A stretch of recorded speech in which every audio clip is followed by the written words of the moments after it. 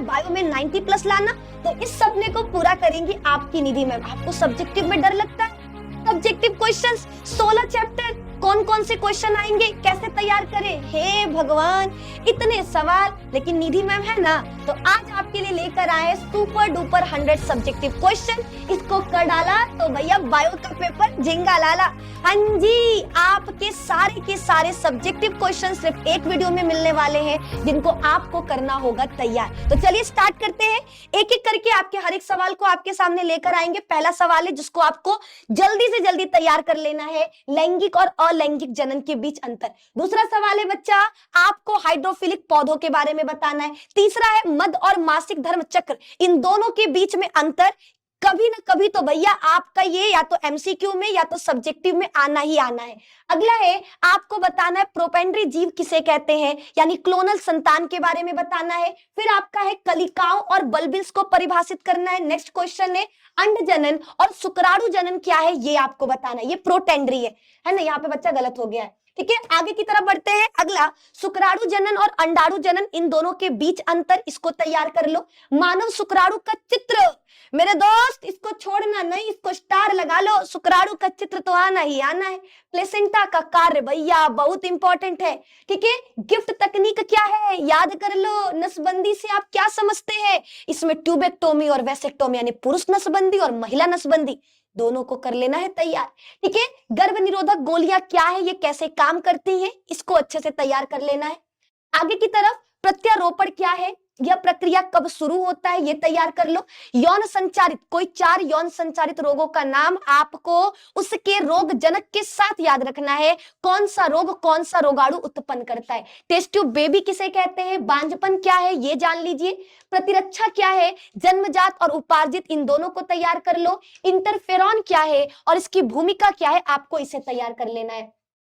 आगे की तरफ बढ़ेंगे, सक्रिय प्रतिरक्षा किसे कहते हैं, निष्क्रिय और सक्रिय, ये दोनों के दोनों, या तो इन दोनों के बीच में अंतर या दोनों में से किसी का परिभाषा आपके परीक्षा में जरूर आएगा। एलर्जन किसे कहते हैं, एलर्जी का क्या अर्थ है। टीकाकरण क्या है, कोई 2 टीके का नाम बताइए। स्वपरागण किसे कहते हैं और इसके कोई 2 लाभ या 2 हानियां, इस तरह से परीक्षा में आ सकता है। ठीक है, प्रतिजन क्या है, एचआईवी एड्स ये क्या है और ये एलिसा के द्वारा कैसे इसको जांचा जाता है, इस पर सवाल आता है। एक्सॉन और इंट्रॉन को परिभाषित करिए। आनुवांशिक कोड किसे कहते हैं, आनुवांशिक कोड की विशेषताएं, ये हर बार आता है। ठीक है, प्रतिकृति की करण किसे कहते हैं, इसको तैयार कर लो। ओकाजाकी खंड कहाँ है, कैसे बनता है, क्या है, इसको तैयार कर लीजिए। प्रवर्तक क्या है और अनुलेखन में इसका क्या कार्य है, इसको तैयार कर लीजिए। टेम्पलेट स्ट्रैंड किसे कहते हैं, इसका निर्धारण कैसे किया जाता है, आपको इसे तैयार कर लेना है। बढ़ते हैं आगे, सिस्ट्रॉन क्या है, इसे तैयार करिए। स्प्लिसिंग क्या है, इसे तैयार करिए। अर्ध संरक्षित प्रतिकृति क्या है, इसको तैयार करिए। डीएनए और आरएनए के बीच के अंतर को तैयार करो। न्यूक्लियोसोम किसे कहते हैं, इसे तैयार करिए।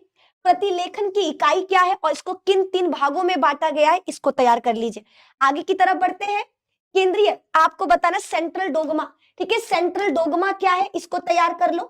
ठीक है, सेंट्रल डोगमा ये बार बार आता है बच्चा, है ना, सेंट्रल डोगमा, इसको कर लेना है आपको तैयार, है ना। कोडॉन क्या है, स्टॉप कोडॉन किसे कहते हैं, स्टार्टिंग कोडॉन किसे कहते हैं, आपको ये तैयार कर लेना है। डीएनए में पॉलिंड्रोम अनुक्रम क्या है, इसे तैयार कर लीजिए। क्रोमेटिन थ्रेड किसे कहते हैं, इसे तैयार करिए। इसमें हेट्रोक्रोमेटिन या यूक्रोमेटिन, इन दोनों में से किसी पर भी सवाल आ सकता है। ठीक है, मेंडल की सफलता के क्या कारण है, मेंडल का नियम इतना सफल हुआ, इसके पीछे का रीजन क्या है, इसे तैयार कर लीजिए। एडीए की कमी से कौन सा रोग होता है और इसे कैसे ठीक किया जाता है, इसको तैयार कर लीजिए। आगे की तरफ जैव उपचार क्या है, इसे तैयार करना है। पशुपालन किसे कहते हैं, ये तैयार करिए। पीसीआर किसे कहा जाता है, इसका इस्तेमाल कैसे हम डीएनए के प्रवर्धीकरण में करते हैं, इसे तैयार करिए। डीएनए फिंगरप्रिंटिंग का सिद्धांत क्या है। मोनोहाइब्रिड क्रॉस पर मेंडल का कौन सा नियम आधारित है, ये जानना आपको जरूरी है। सहलग्नता किसे कहते हैं, इसकी परिभाषा आपको याद रखना है।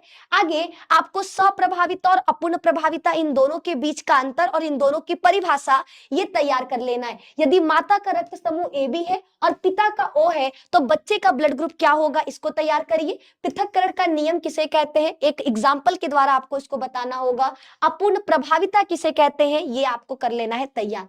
ठीक है, अब आपके पास है बहु एलिज्म किसे कहते हैं, ये तैयार करिए। बायोरिएक्टर क्या है, इसे तैयार करिए। उसके बाद है बच्चा डाउन सिंड्रोम। ठीक है, डाउन सिंड्रोम किसे कहते हैं, ये आपको तैयार कर लेना है ना। डाउन सिंड्रोम रोग ये बहुत इंपॉर्टेंट है, इसको कर लेना है आपको तैयार। चयन योग्य मार्कर क्या है, इसे तैयार करिए। डीएनए लाइगेज एंजाइम क्या काम करता है, इसको तैयार करिए। पुनः संयोजक डीएनए किसे कहते हैं, ये तैयार कर लीजिए। रुके रहो, 100 क्वेश्चन लेकर आए, 100 कर डालो बस।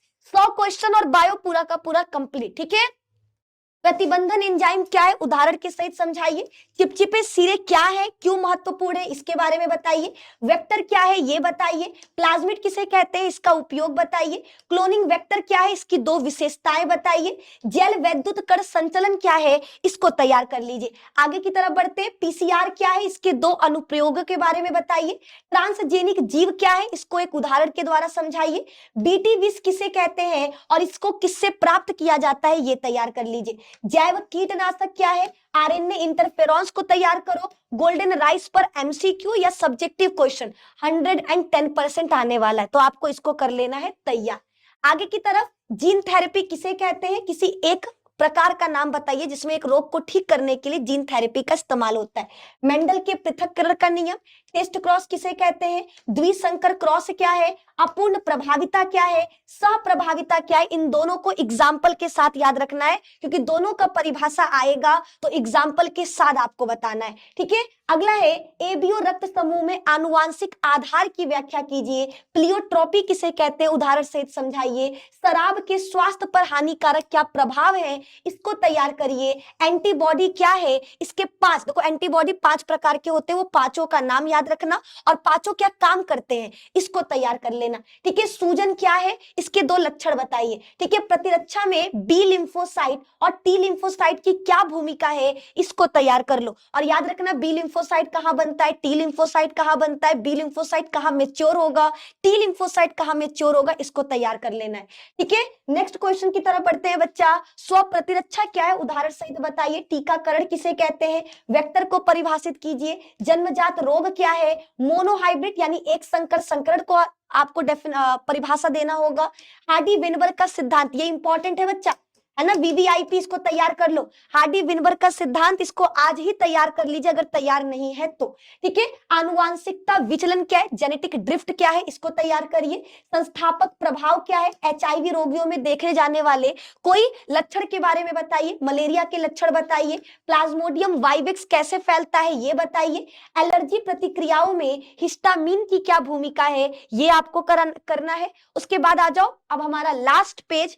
ठीक है, कैंसर किसे कहते हैं, मेटास्टेसिस, ये तो बच्चा हर बार आता है कि मेटास्टेसिस क्या है। ठीक है, तो मेटास्टेसिस को तैयार कर लेना है। सौम्य और घातक ट्यूमर किसे कहते हैं, कीमोथेरेपी क्या है, नशीले दवाओं का दुरुपयोग क्या है, जीवन की रासायनिक उत्पत्ति का सिद्धांत किसने दिया, और मिलर